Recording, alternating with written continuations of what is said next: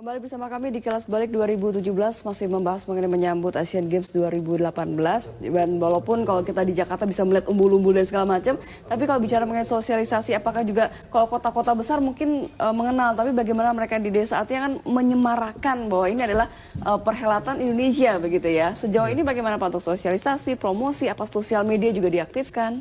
Ya, perlu saya sampaikan bahwa kita sudah mengadakan media luar ruang di 40 titik di kota-kota besar di seluruh Indonesia sejak bulan lalu untuk bisa menyampaikan kepada masyarakat bahwa Indonesia sebagai tuan rumah Asian Games.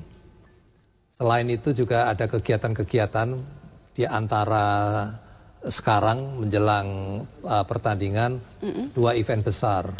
Yang pertama adalah Invitation Tournament atau test event 9 cabang olahraga.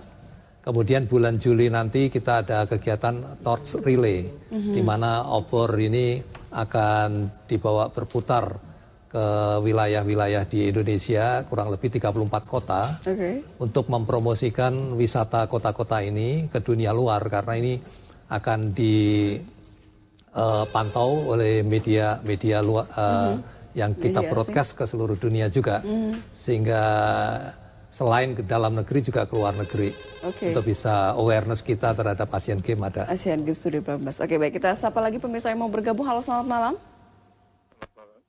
Halo. Halo, selamat malam, dengan siapa di mana? Dengan Pak Ruswandi. Oke, Pak Ruswandi ya. Silakan Pak Ruswandi langsung saja. Ya, terima kasih. Selamat malam Pak.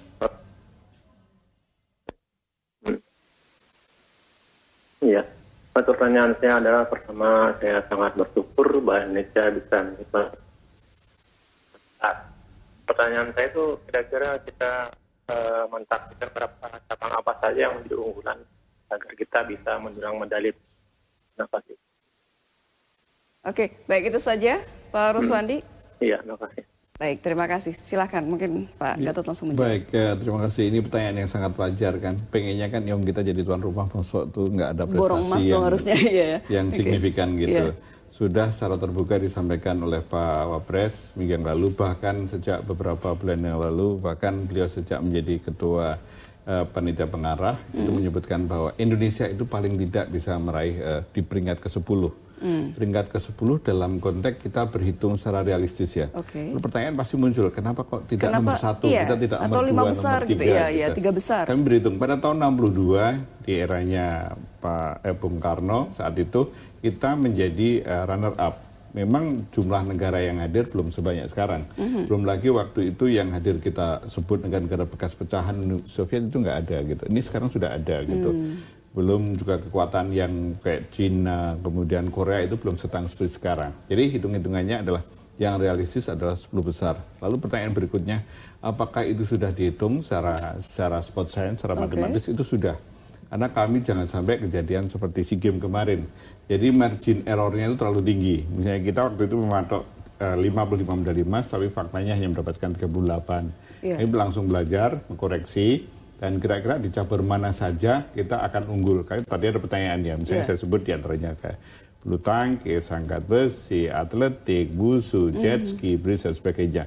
Nah, cara ngitungnya gimana? Cara ngitungnya adalah kita lihat 2 tahun terakhir itu bagaimana prestasinya. Lebih mengerucut lagi di 1 tahun terakhir. Karena ini itu di level Asia itu nomor berapa. Nah, contoh yang paling konkret itu pada saat SEA Games kemarin. SEA Games itu kami berhitung, PSSI pengennya menjadi juara umum gitu.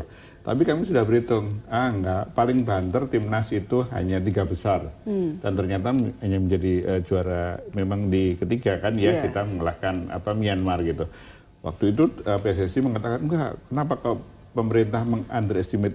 Kami mengatakan, kami tidak underestimate, pengennya sih timnas menjadi juara umum. Tapi karena kita hitung, belum lama sebelum itu ada AFF bulan Desember 2016. Di AFF kita menjadi runner up. Jadi poinnya adalah kita hitung mundur, kita lihat kompetitornya di saat itu, kemudian yang ketiga yang tidak kalah pentingnya, kita lihat tingkat kecederaan atlet. Karena tingkat kecederaan atlet itu sangat berpengaruh. Sehebat apapun prestasinya, seperti contohnya sekarang Owi Butet. Owi Butet itu pada saat Olimpiade peak, habis itu kita lihat agak turun dikit, naik dikit. Karena kita lihat Owi Butet itu khususnya di Butet itu tingkat cederanya cukup tinggi, mungkin faktor usia dan sebagainya. Jadi kembali ke tadi, ya itulah menjadi dasar kenapa menjadi 10 besar. Kalau 10 besar itu kalau diterjemahkan emas, ya kurang lebih antara 15 sampai 20 emas lah. Lebih realistis begitu ya? Itu realistis, ya karena kalau daripada kami menyebut bukan pesimis ya, 10 besar nggak taunya itu jauh menjadi 5 besar, tapi faktanya menjadi ke 11, 12 itu sama PHP aja. Oke, baik. Tapi Ati tetap akan memberikan supportnya kepada seluruh atlet. Bahkan tadi yang second layer pun, biarpun mungkin tidak menjadi prioritas, tapi tetap diperhatikan begitu ya. Gini. Tadi. Kalau yang atlet elit itu menjadi prioritas utama. Nah, kalau si second layer ini tidak masuk di program Perpres 95. Tapi fasilitasi yang anggarannya di luar dari yang 735 itu. Karena kalau atlet yang muda, yang second layer kita masukkan di situ, kasihan, kue itu lebih baik untuk yang atlet elit saja. Baik, karena lebih fokus tadi mengejar target. Baik, ada pemirsa lagi yang mau bergabung bersama kita. Halo, selamat malam. Malam. Dengan siapa di mana, Pak? Kita di Tangerang. Ya, silakan Bapak, langsung saja. Adakah arah untuk menjadi tuan rumah Olimpiade nantinya? Arah untuk menjadi tuan rumah Olimpiade. Baik, itu saja, Bapak. Ya, baik. Terima kasih. Silakan.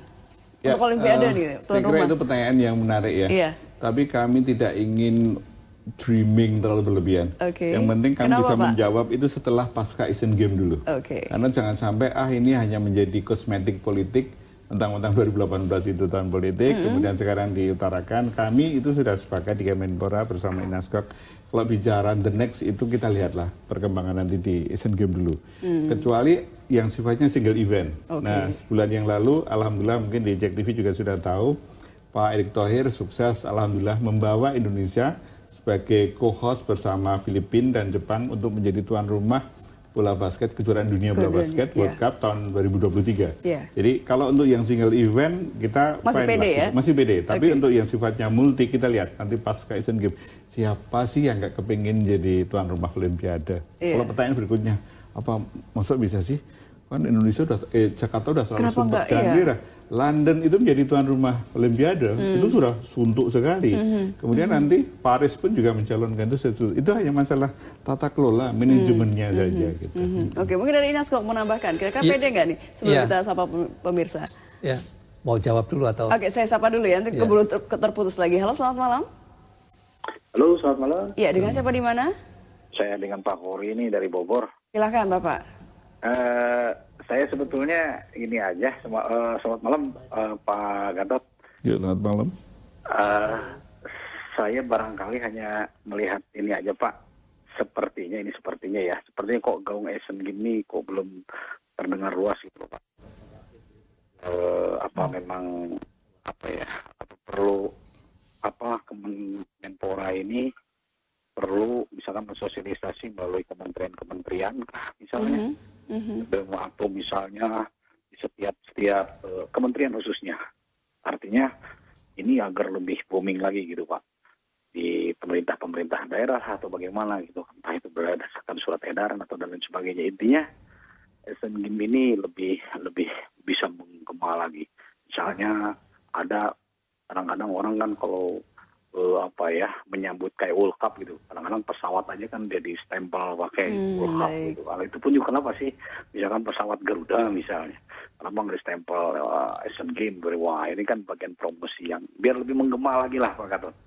Barangkali dari sesi itu kementerian misalkan di gedung-gedungnya disuruh bikin lebih menggema lagi, mensosialisasikan Asian Games lah, biar lebih mendunia lagi barangkali begitu. Terima kasih. Selamat malam. Terima kasih. Selamat malam dan nanti langsung ditanggapi. Tapi kita harus break dulu. Kita kembali saat lagi. Tetaplah bersama kami di Kelas Balik 2017.